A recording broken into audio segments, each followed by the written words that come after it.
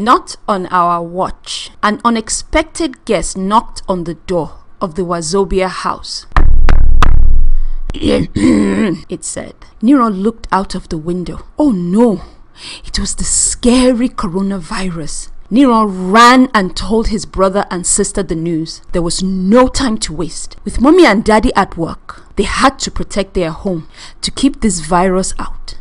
Nuru dusted, Ginika swept, and Nero washed the floor. When they were done, they counted to 20 while washing their hands. Coronavirus knocked loudly on the door.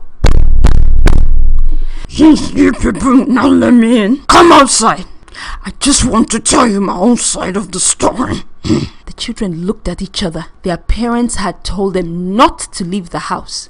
We're not coming, Nuru said. Go away. The virus raised his voice. I said you people should come and open the door. If not, I will cough, sneeze, and blow my germs in the air. This coronavirus had a strong head. Maybe Engineer Dondo will fire it, Ginika whispered.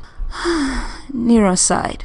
I heard Engineer Thunder traveled to the village to see his people. We should call Miss Sun to help. The children were happy to see Miss Sun when she arrived at their house. No one wants you here, she said to the virus. Leave!